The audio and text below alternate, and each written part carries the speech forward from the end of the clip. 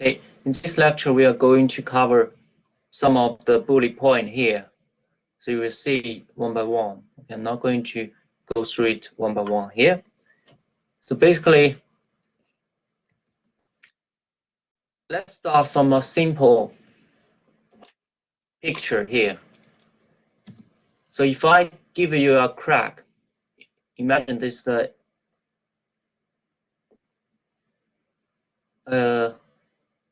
elastic plastic material. And the crack, when it wants to propagate, and if it is just the elastic material and there's no plastic behavior, then you will see the conventional things we have observed before. Let's open this one, the left hand side. So basically, you will see a very sharp crack tip and generate this stress intensity field like we have derived before, right? It is infinite. If you look at that dashed line, it's infinite across close to the crack tip and gradually decayed. So this is mainly for elastic material like glass. We only have the so-called K field. K means the stress intensity factor. Only have the elastic field around the crack tip. Now, come back to this picture. If you have a plastic behavior, what's happened? Because once the material reaching the yield strength, you keep increasing your sigma. Remember the sigma into the K value. Okay, if it's a Y in front, the sigma increased, and eventually at the local area, the stress at this part will larger than your yield strength. So this area will become plastic deformation. Okay, so that means you can assign a zone which is called plastic zone, where the material inside this zone is undergoing plastic deformation. And outside the zone, the material haven't reached this yield strength. So you can still call it elastic zone. So that elastic zone is still similar to the K field. But to avoid this confusion, this elastic zone is almost reaching the yield strength. So we need to allow some distance. So you can see there's two rings. This ring means it's under transition from elastic to plastic. So to be safe, okay, you can say elastic K field dominance zone in this area, okay? The outer ring, okay, probably is the material haven't reaching too much stress, okay? Don't worry about that too much. So you can just say probably outside this ring in this area, that is just the K field. And this area, okay, is called K dominant field, okay? So if you look at some of the case when the plastic zone is very small compared to your geometry, that's called small scale yielding. When plastic zone size, let's say RP is the plastic zone size, is a circular shape. This circular shaped size is smaller than your length or height, right? Especially the length, okay? We can call it, this is the small scale yielding problem, where you can still have the K field, which is relevant to this picture. K field is outside the plastic zone. That's the second area, okay? So what happens when the material become a ductile material like a metal, and when your specimen like this, the geometry L, and your plastic zone is no longer a shape like this, or this RP is almost the same or equivalent to the magnitude of L. So in this case, we need quite large-scale yielding. Okay, so in this large-scale yielding, we cannot assume any K field anymore. So this is saying no K field. We only have plastic zone in this case. But that's mostly like ductile fracture. Okay, very ductile fracture. Okay, we often see that in metal. So in this case, we need using another term which is called J integral, which is nonlinear energy release rate. As we mentioned before, it cannot be used this du by dA because the potential energy here is no longer equal to minus U. So we need purely using the potential energy equation to work out the energy release rate. Okay, so this is the first picture we need to know. We have different conditions, and for this lecture, we're more likely to see the condition this one or this one. So let's recap the linear elastic material. Under mode 1 stress loading, in this case, where the crack, is tend to open perpendicular to the crack line. So like this way, tend to open in this case. And if you remember, the stress fields, as I mentioned, should be related to this equation. Ki is the stress intensity factor over square root 2 pi AR. So this going down gradually. So what the picture, this is the linear elastic fracture mechanics. What happens if there's a plasticity coming? So this is the main questions here. When the plastic behavior happens, let's assume this perfectly plastic behavior where once you reach the yield strength, the stress will just reach a plateau. It wouldn't increase anymore or decrease, just keeping as that. Most aluminium material will showing this behavior. So let's still looking at a crack tip field. Suppose you have a crack tip like this, and we want to plot the stress ahead of the crack tip. Okay, now we change the, remember, don't be confused, these two is not the same things. In this one is a stress strain curve, in this one is a stress plot against the spatial coordinate x. X is the coordinate ahead of the crack tip. Okay, imagine there's a piece of material ahead of the crack tip. What the stress will look like. So you can imagine, okay, when the material is close to the crack tip, the stress will easily reaching the plastical yield strength, sigma yield. And it will, if you imagine there's a large area, okay, undergo plastic deformation. So this amount of material along this line are all now undergo plastic deformation. So until, okay, in somewhere far from the crack tip, maybe the stress haven't reached to the yield strength. So you can imagine that is still elastic area. Okay, if you imagine, I draw a dashed line. So behind this part, still elastic material. So you can draw like the original equation Ki over 2 pi r. Okay, so this should be the elastic sorry, this should be the stress field ahead of the crack tip when you consider the plastic behavior. Okay, so now let's look at the classic Ivins model.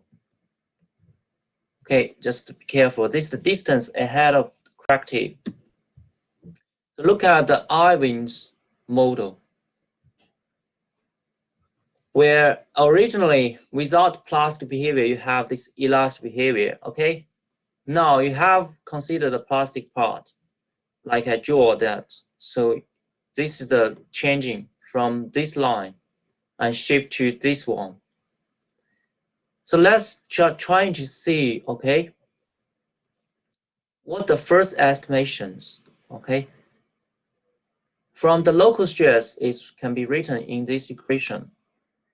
As a first approximation, we assume the boundary between the elastic and the plastic behavior occurs when the stresses satisfy the yield criteria. So which essentially we are looking at the point here.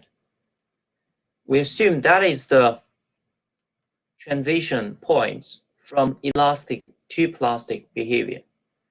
So essentially, if you look at the area, the plastic zone size should be R1, the diameter of that one. Okay. The yielding occurs when the sigma yy equal to sigma ys. Just simply using this equation, let's say what the answer. Okay. At the yielding points, sigma yy equal to that one. So essentially that's equal to sigma yield strength. So you kind of just rearrange the equation and find out the R value, okay? When this equal, okay, R is equal to R1. And rearrange the equation, you get, okay, let's just do that, K squared 2 pi R1 equal to sigma y s squared. So R1 is equal to Ki squared over sigma y s squared. And this one is kept here, 2 pi. So essentially it's this equation. If you consider just using the stress, so it is the intersection of the original stress field with your plastic yield strength, this horizontal line with that line, okay? So that is the critical point. Okay, is that true? Actually, this is just the first estimation. This actually ignores the stress redistributions of this area, okay? That is assume the material still at this small amount of area still reaching that high stress. But that is not true for plastic material, because plastic material, once it's reaching to the yield strength, it will just reach the plateau. It cannot higher than its yield strength. Okay? In that sense, the stress must redistribute the stress. It will relax the stress field from this to the larger area. So that is the second estimation. Okay, when the yielding occurs, stress must distribute in order to satisfy the equilibrium. The plastic zones must increase in order to accommodate these forces. So we use the force equilibrium to see what happens, okay? The force generated by elastic model and the plastic model must be the same. Let's look at the derivation, okay? I'm showing here, and let's understand what the physics meaning here. So if you think about force is equal to stress times the cross-section area, okay? And in this sense, we are looking at a plate. Let me draw here, somewhere here. we are essentially looking at a crack here, and we are loading it remotely. And this small stress field is happening in this area. Okay, you can assume there's a plastic zone developed once you wanted to open the crack. That is a plastic zone. And essentially, we want to calculate the force, first of all, generated by the elastic part. And secondly, calculate the force generated by the plastic part, which we just need using the equation, this one. Assuming the thickness B is equal to 1. And essentially, this area, look at this black circle. We want to work out the stress. This area is picking up. So that should be sigma. The stress for this area is sigma ys. Okay, it has reached to this point, sigma ys. And the width for this area is rp. The thickness is 1. Okay, that is follow this equation. That is the force from plastic Fp, which is essentially this part.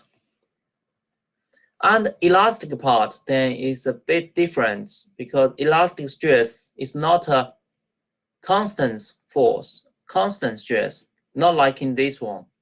It is a kind of a function. It's coming from a large value and going down, okay? So we need to calculate that. Essentially, this plastic, small plastic zone, this area, calculate the force it generated. It should be equal to the plastic part. So you can see sigma yy, essentially we are integral the force generated by this black area. This black area should be equivalent to that part, okay? Not the area equal, but the force. So let's do the integral on the sigma yy. And the only thing for this one is the range is different from 0 here to R1. Okay, so now let's substitute the equation for sigma yy. Sigma yy is equal to Ki over 2 pi r. So which is this part. And then do some math. Take out the constant, this part out, and you only have this one left, r minus half. And then do the integral, and you can find, okay, for this one, you will get this result. Anything, let's give a power for here. It should be equal to a plus 1, and then r a plus 1, right? Then you're using the boundary, upper and bottom. So that's what essentially I'm getting here. If you equal a equal to half minus half, you will get this answer, okay? Then we substitute R1 0 inside, essentially get this result. Now R1 we have calculated this term. Let's substitute R1 into the equation here. And essentially you will be able to simplify this equation to a much simpler term, which is Rp. You need to divide sigma ys at both sides. Shouldn't that be half R? Okay.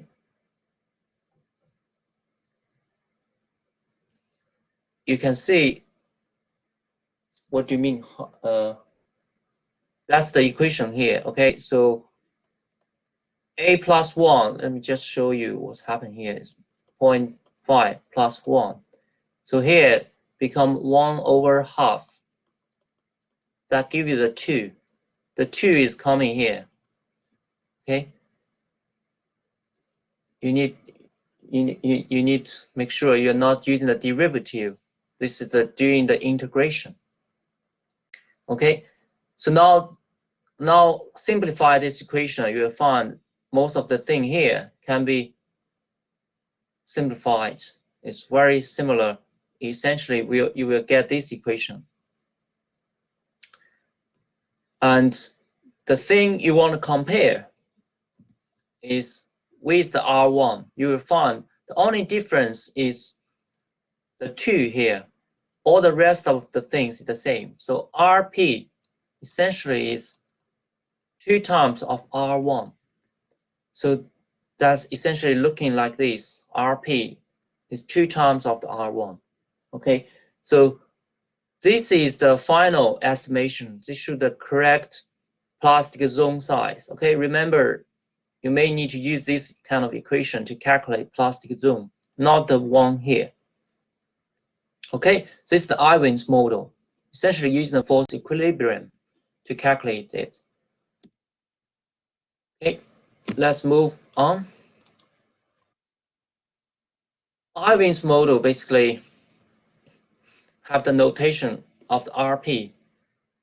So in the actual crack propagation, your initial A will change. Okay, the A maybe not A naught at the beginning, will advance, for example, adding a delta A. Okay, so the effective crack length for this kind of case, you need to consider the A here plus the RP, because essentially the crack will, the amount of deformation will already advance at the head of here, not here. You need to consider the plus deformation at this area. So effective crack length A plus RP. So that, I mean, RP determined iteratively in the real case. Okay, and there's another concept which is called transition floor size. We can consider 2 limits of behavior for solid that yield at the strength level sigma y. Okay, either the sigma y or the one undergo fast fracture. So essentially, if I give you a solid like this, initially maybe there's no notch. If there's no notch, you apply a load here. The governing failure mechanism definitely is the yield strength, right? So it's a sigma ys. And now you gradually increase your A here.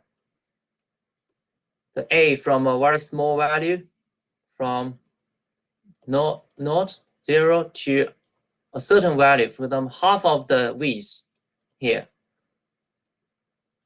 Essentially, once you reach a critical value length, A, reach the A critical, suddenly you will see a fast fracture. Okay. So to determine this critical value, we essentially so-called transition floor size.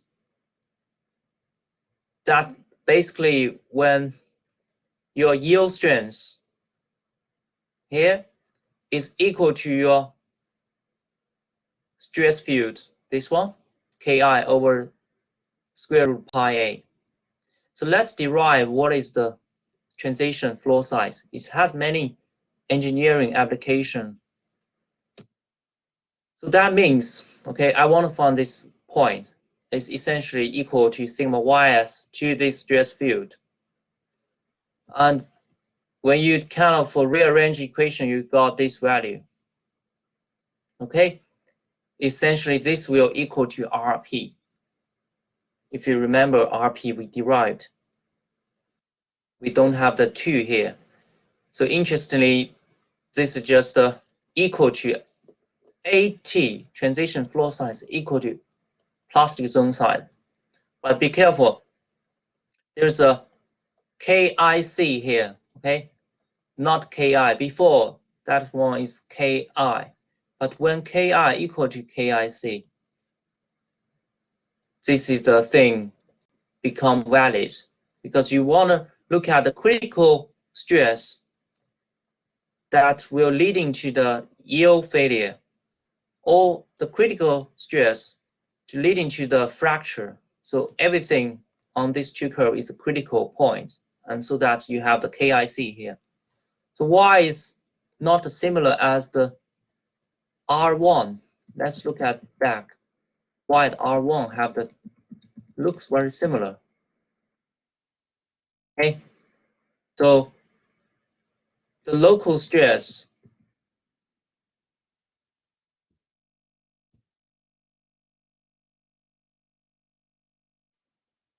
okay, the only different thing you'll find is before for the stress at the crack tip, that stress is Ki over 2 pi r, okay? And now we write this one, okay? Stress equal to KIC equal to square root pi a. Do you see the difference? Essentially, is here is 2r, here is a. It's essentially the same. The reason we write 2r because that is the circular shape. Okay, 2r. That is 2r. We're using the r as the diameter. And for this case is a. And I think the only thing difference is in this case a is equal to 2r. Similarly, like that. It's just it's not directly equal, but I mean for this case we're using this equation to denote the sigma. So that's why we finally found AT equal to RP. Okay, AT is equal to RP, but it's also equal to R1. Okay, so let's move on. This is the transition flow size. You need to remember the relationship between this one, okay? AT. Okay, and this I have mentioned the plastic zone size. What the application for the transition flow size, especially if you in your third year you've probably taken the course material selection, right? Material selection given by James. So I'm not going to go very detailed, but just to show how we use the transition flow size. If we plot the fracture toughness KIC against the yield strength of a material, you can get this kind of curve. And in this map or HB chart, you have many different materials listed here: polymers, foams, ceramics, metals. Okay, they occupy different areas of this chart. Essentially, what you can do is you can see there's a dashed line here. This dashed line essentially gives you the transition flow size. If you look at for typical metals, okay, most of metal, there's some of the metal is above this dashed line, some area here. That means the transition flow size is very large. It's over 1,000 millimeter. Okay, that's 1 meter. That's huge. So that means if you want to make the metal to go fast fracture, you need to cut a 1 meter notch such that you can have a fast fracture. That's huge. But for comparison, if you look at ceramics, this dashed line, 0.1. So that means 0.1 millimeter. For ceramics, if you give a piece of ceramic, you just need to cut about 10 micron size notch, or any defects larger than that, you will undergo fast fracture. So that essentially telling you why this ceramics often is very dark, very brittle. Okay, their transition flow size very small. That's the physical meaning for that.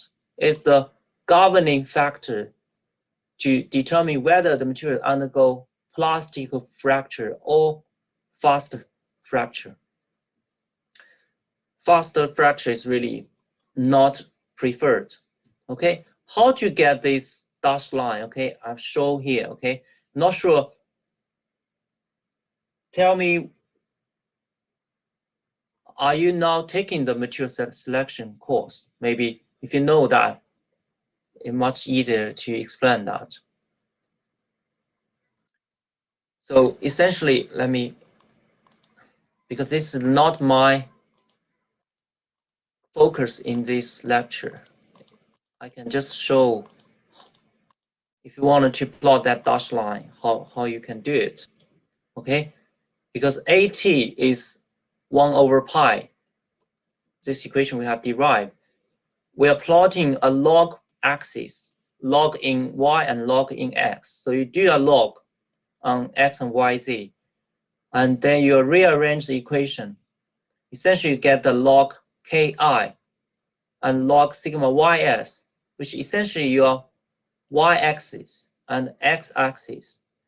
And there's a intersection around here,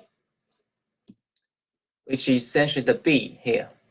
Okay, so to get that dashed line, what you want to do is, okay, you just define different value for AT from 0.1 to 1,000, different value, you will get different B value. Okay, different B value, and the different B value will intersect at different point here or here. Then you draw this kind of one-to-one dashed line, which will give you this dashed line. That's essentially how the Ashby chart is working. Okay, y-intercept is B equal to that one. Give the A value and you find the B. Find the B, you put a point here and then draw a line here. So that's transition flow size. So that helps you actually guide to select some material, which essentially if you are given a guide, you want the material have a tolerance to a notch above 10 millimeter. So then you draw a 10 millimeter dashed line, okay, and then you look at the material that's available. So that's very useful. And there's other model, not just Ivins model, it's called strip yield model.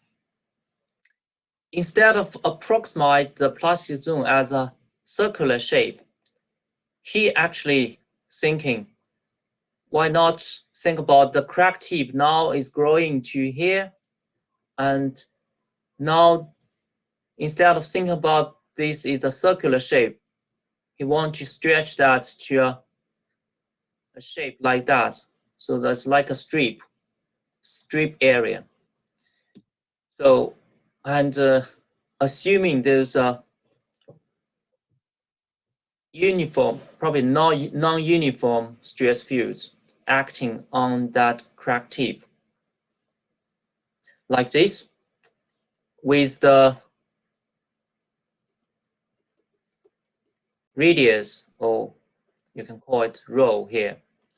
So 2a plus 2 rho, because there's another rho here. And in this case, you can actually simplify the model as part 1. Essentially, assuming a crack is undergo compressive stress at this strip-like crack, and part 2, which is undergo tension. What he's doing is, because this is the non-linear, you can see nonlinear stress field. He wants using a superposition. One is a compressive field, one is a tensile field, okay, to give you the final stress field like that, okay. We don't need to know too much on that. This is just to let you know there's a model called strip yield model here. And now we just want to show you the comparison of plastic zone corrections. If there's no plastic zone, and then this is just a linear elastic prediction, which is this straight line, very straight line. And if we plot this K effective sigma ys square root pi a, you give which actually you are plotting this term with the stress. Essentially, you will have straight line for linear elastic fractal mechanics. How about the Ivins correction? Ivins correction is giving you this one. You can see it started to deviate when the yield strength is over. The stress applied is larger than 0.4 sigma yield strength. So it started to deviate. That means we need to consider this correction. Otherwise, for most of the case, the material have some yielding deformation. You're not giving the correct prediction. For some case in this region, lower than 0.4, okay, you can imagine the steel materials undergo elastic deformation, so we are still safe to using the LEFM. Okay, so although I say that 0.5 is more conservative, it's probably a larger estimation, 0.5 sigma ys. And sigma strip yield model is suitable for the polymer. Okay, this is just an indication. We're not going showing why is that, but probably because in this area, when the yield strength is close to, when the applied stress is close to your yield strength, this model is more correct, more accurate than the Ivins model, okay? Because this curve is the strip yield model. Okay, this is just a kind of introduction. So one more question is, how does actual plastic zone look like? In real experiment, how it should look like, because Ivins model and strip yield model are all assumptions. Let's look at an experiment. Actually, it looks like a circular hole, circular area, right? For this case, we have a camera. We can map in the highly strained area. Highly strained area means high stress in that area. So we can assume this is the circular shape. And in some of the case, the plastic zone will not looking like a circular shape. It will look like more like a peanut, right? It's a peanut shape. So let's see how we can actually analytically predict the shape. Come back to this picture, okay? We have this stress field, which we can express it in these equations. Ki is related to the r. R is the polar coordinates. We're using r and theta to denote a position of any point ahead of the crack tip. And the theta is again here is used. This is the same slides in week 3. You can go back to week 3 or week 4, sorry, week 4 to look at it. Now, stresses in the arbitrary coordinate system are known. Assume we know that. Now, how does the plastic zone look like? Remember, if you want to predict a plastic yielding what criteria you need to use. Let's think about, we have the Triassica criteria, right? Just recap you these things. Secondly, we can use the Womesis. These are two criteria we can use. Let's use the Womesis here, okay, to see what the plastic zone shape. Essentially, when the stress reaching to this equivalent Womesis stress, the material will yield. Remember, that is the equation we derived. And you consider all these components. I think after 6 weeks or almost 4 weeks, you almost forget these things. What is sigma 1, sigma 3, and sigma 2, and sigma 3? Do you remember? If you are revising the lecture notes, you should know what is that. Okay, give me an answer. What is sigma 1, 2, and 3?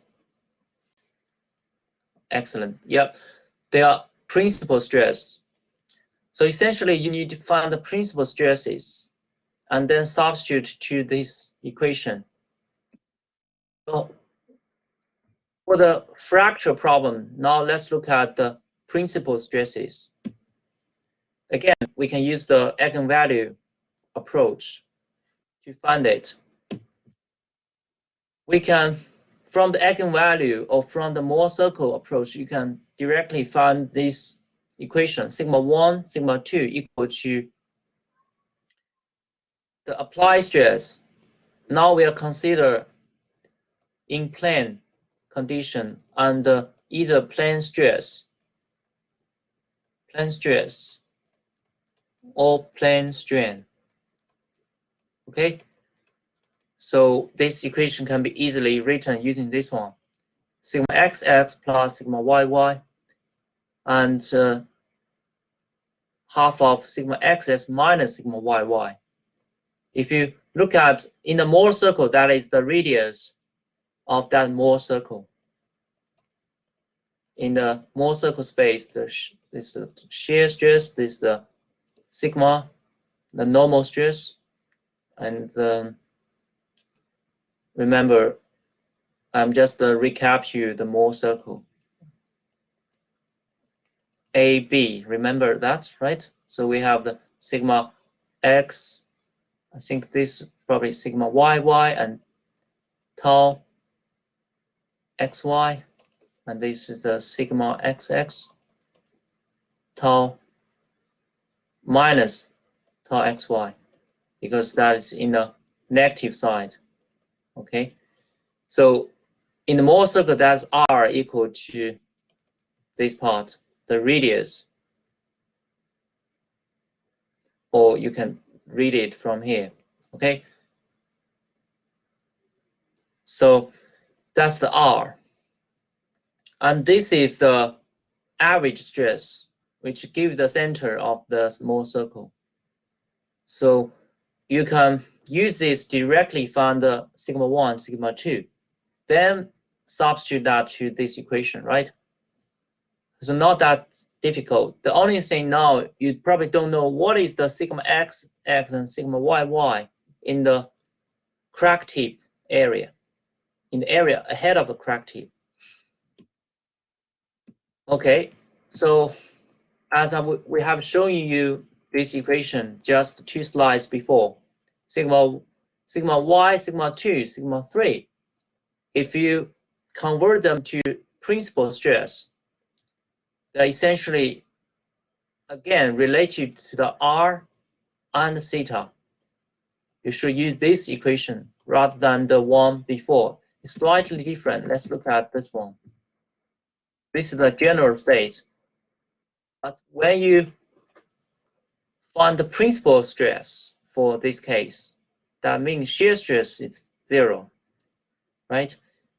So essentially like the hoop stress, we find sigma theta equal to 0. Sorry, sigma maximum, this go to maximum. and the tau r theta equal to 0. We do some rotation, we found the principal stress ahead of the crack tip can be also denoted by the K and the theta here. Just using that, you don't need to know how to derive that, but essentially it's the same things using the equation, this one, and the original equation here, sigma xs and sigma yy. Substitute this equation into this one, you will finally reduce the answer to this one, okay? You can do that afterwards. Just I suggest you to check that. Suggest you to check this, whether you can get sigma 1, 2, 3 from the equation given. And the plane stress is easy. Plane strain, you need to consider the Poisson ratio effect, which is the nu here.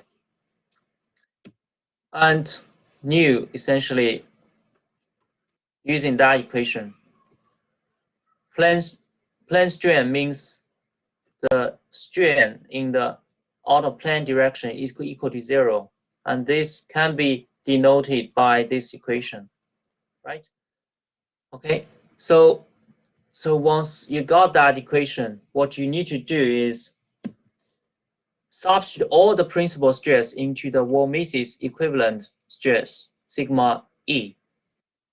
Now you set the Wall-Mises stresses equal to the yield stress, right? So all this term now is known, and substitute the Wall-Mises stress. Wall-Mises stress equivalence is already given, right? Is that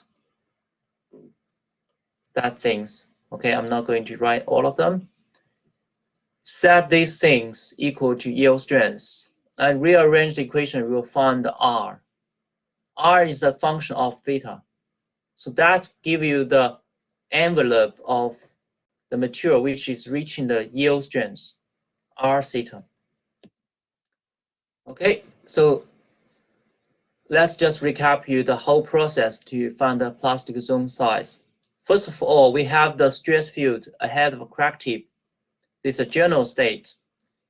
Then we find the sigma 1, sigma 2 using the principal stress calculation. And then substitute this sigma 1, 2 to this equivalent Wall-Mises stress. Finally, find R theta. Not that hard, actually, but a lot of mathematical calculation here. And what is the shape look like? Let's look at the final result. Plane stresses is equal to R theta related to the Ki. Remember, this is not KIC, it's just the Ki, because we haven't reached the critical point. This is the critical point is governing by the yield strength, it's not governing by the Ki. Okay? In this case, we are still assuming the small scale yielding. Now R theta is equal to this one, 1 plus cosine theta plus this one. Okay, this is the answer. You can try to derive it at your quiet time. And plane strain is very similar. The only more different term is the nu. We have considered the Poisson ratio effect. So that's actually the final answer. We can actually plot it to see the shape, okay? If you look at the equation, R equal to something like that, we can plot R against the theta, or we can plot Ry normalized by this term against the theta here. Theta is the horizontal axis. And eventually you will find this is the final shape, which is exactly similar shape observed in experiments. So the shape for the plane strain condition is more like a peanut, so that you can see in this part is coming in and coming out. And plane stresses shape is more like a broad beam. So this is more like the Ivins predictions, more like a circular shape, okay? So let's go back to see these two shapes in our experiment. Okay, you can see this is more like the plane stress condition, where the shape is more like a broad beam. Well, this case is a plane strain condition, and this shape is more like a peanut shape. Okay, that's interesting. Now we can actually derive this equation. I think the key difference may be the thickness B here, B1, is very small, it's close to the thin sheet. And for this case, the thickness B2 is very thick, okay? So this is more close to the plane strain condition. So now let's move to C. Okay, I suggest you to go through this calculation and to understand how you can finally get this result. So we have shown this is the mode 1 case, and mode 1 opening case, you have this shape.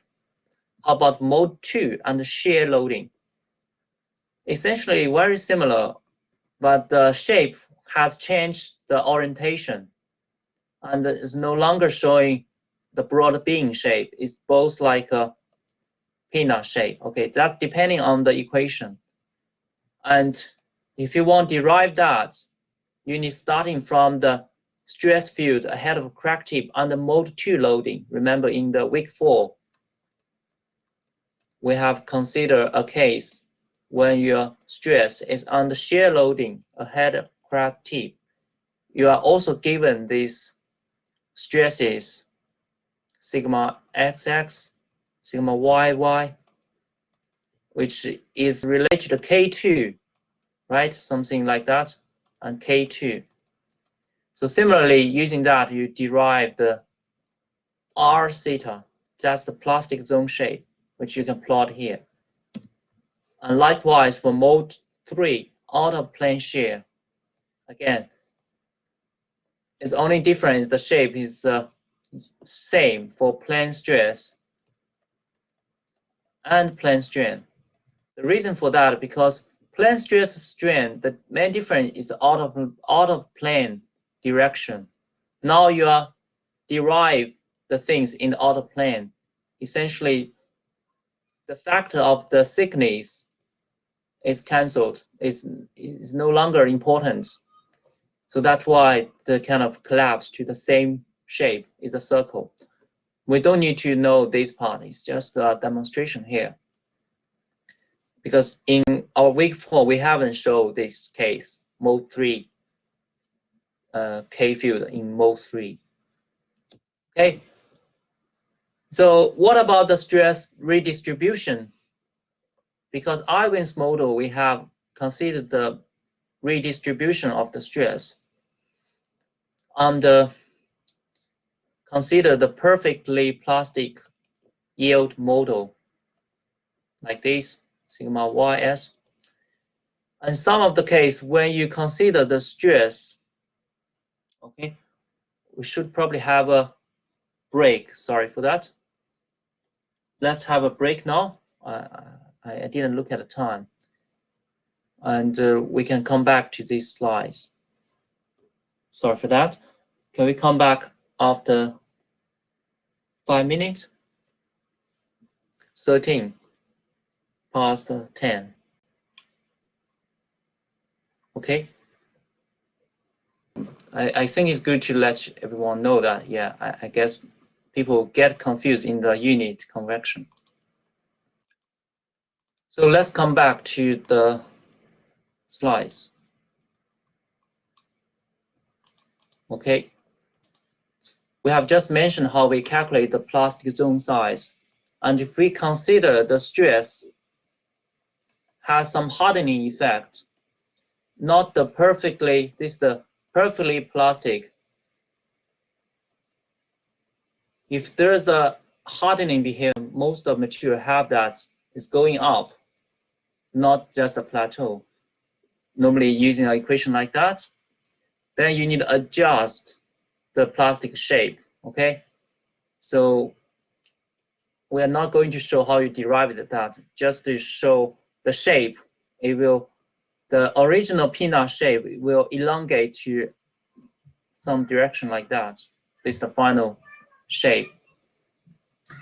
The only thing different here, probably the yield strength now is changing over the time. So yield strength is going up as you increase your strength. So that's the only thing you need to be careful. The one concept you may don't know is called triaxiality. It's really hard to pronounce. Triaxiality. Okay.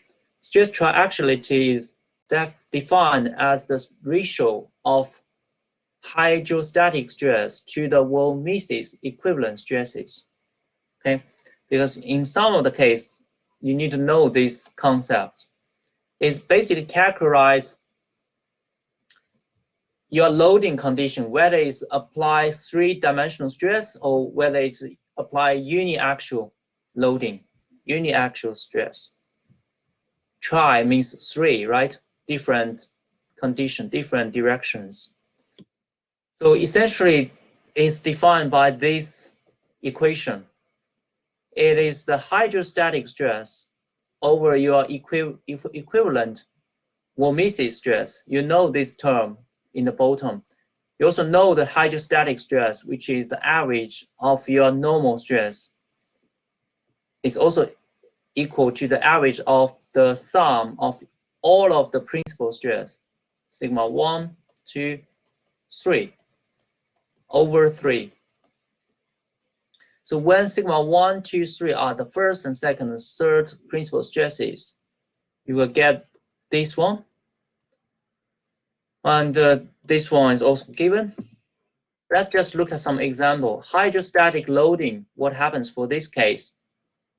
Meaning you are putting a block into your water and the block is under hydrostatic stress. All the stress is acting in the normal direction and they are also equal. In most of the case, in the water, the stress is uniform, right? So if you substitute that value in, you will get what essentially these three are cancelled equal to 0. So that means you have 3 sigma, okay? For example, sigma 1 in this case times 3 will cancel to sigma 1. Divide by 0 here in the bottom, sigma equivalent is 0. So meaning triaxiality is infinite. So this is the highest triaxiality you can apply. That's the hydrostatic stress. How about the end-plane stress loading, where sigma 1 equal to sigma 2 equal to sigma?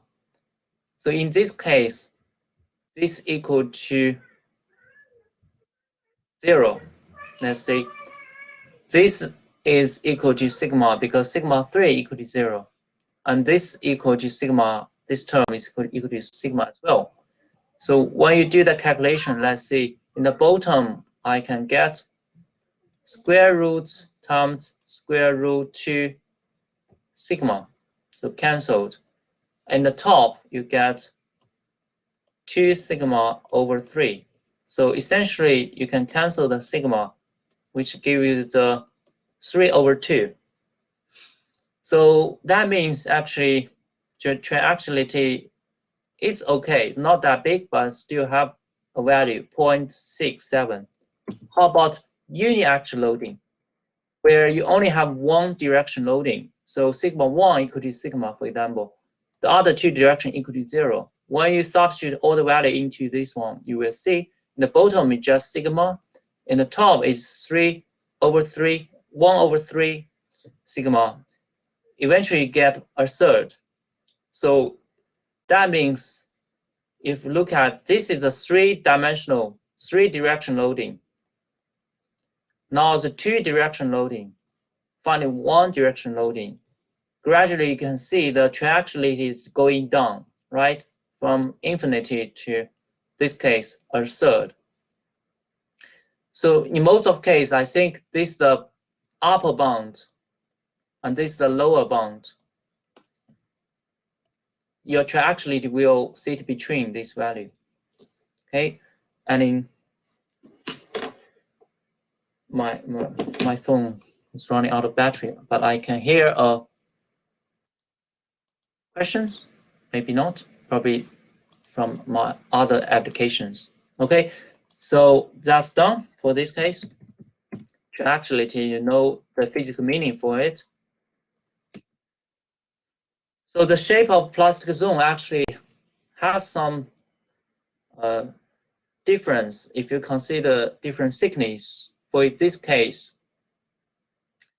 the large stress normal to the thick plate for this case, okay, will normally you will experience different stress scenario outside the surface or inside the center of the material. You get different answer because in the edge, in the outside, there's no kind of material which can constrain the deformation. So it's most likely in the outside, you can assume it is a plane stress condition, like a thin material. In the inside, you have a lot of material from both sides, for example, here and here to constrain deformation. In the local areas can be considered as a plane strain condition. Okay, so that's why when you look at the triangulation, if you look at from the center, somewhere here, towards the outside, towards the surface, we will see the triangulation is going from the highest plane strain condition, gradually going down to the low triangulation, which is the plane stress condition. Okay, this will actually change the stress distribution, hence change the plastic zone shape, because plastic zone shape is depending on whether it is plane strain or it is the plane stress. Okay, that's the key message I want to deliver here. So that's why in some of the cases we can see in the middle, this is the plane strain condition, a peanut shape. It's gradually changing from peanut to a broad beam shape, right? Like this. So that's the triangulation meaning here. Triangulation in plane strain is high, very high, because imagine that's the out of plane stress is loaded. It's more like hydrostatic stress. We can link that with hydrostatic. For this case, plane stress is just a plane stress. Sigma 3 is 0 in that case. We're losing one direction loading in this case, okay? So what is the valid fracture toughness test if you want just to consider linear elastic fracture mechanics? For most cases, you want to confine or you want to have a large contrast between your plastic zone with your sample geometry. So we have the condition here. For the K to be valid parameter, we need to make sure, okay, you want to use the linear elastic theory, then you need to make sure A or W minus A, which is the ligament area, W minus A is larger than 2.5. This is just a empirical parameter here. 2.5 times Kc over sigma y. You can relate this one with the Rp because Rp is similar to this one, K over sigma y. Okay, so you need to be larger than this value. So you can imagine 1/pi is about 1/3, 0.3. And if you put it 2.5, so essentially it's about 10 times larger than plastic zone size, so that you still confine your test in the linear elastic region. Okay, so to Kc to be valid or to equal to Kc, the thickness need to be also considered, because we have this triaxiality consideration. Plane strain fracture toughness. So the thickness of the plate need be also very large, B. Okay. So this need be also larger than this value, B larger than this value. So that's the condition for it, because if you look at the thickness directions, if it is very thin, let's start from very thick first. If it's very thick, you are more likely to get this plane strain fracture toughness, which is following your stress field. Plane strain, okay, it's following. So you can see the crack will looking like a shape in the middle. And if you changing that, gradually reduce the thickness of the sample, the B, you will gradually moving that towards your plane strain fracture toughness, where you actually over predict the fracture toughness. So the Kc is actually the 2 times of the plane strain fracture toughness.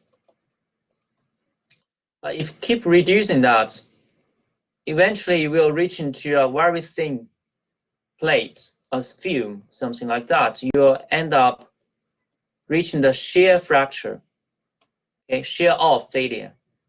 Shear off failure is more likely to relate to the material plastic behavior, plastic yielding behavior. Okay, we will discuss that in the future lecture. Okay, it's more like the maximum shear criteria, Triassica criteria, where you fail by shear, maximum shear stress criteria. Okay, so that is not valid for fracture toughness test. So this is the example, okay, to asking you, giving you the parameter like this, determine the geometry which satisfy this condition. I'm not going to go to detail. Basically, you substitute all the value into here, especially this and that is known. And you get A, W minus A are all larger than that value. B is also larger than that value. You will get the kind of specimen size. For this case, actually, once you calculate that, you will find W is over 0.5 meter. That's huge. So to make it valid for linear elastic test, you essentially need to make a sample larger than 0.5 meter. That's not practical for our lab test. We don't have that large machine to do the test. Okay, so that is very useful in your experiments. You need to consider when you design a specimen, you need to satisfy this equation first.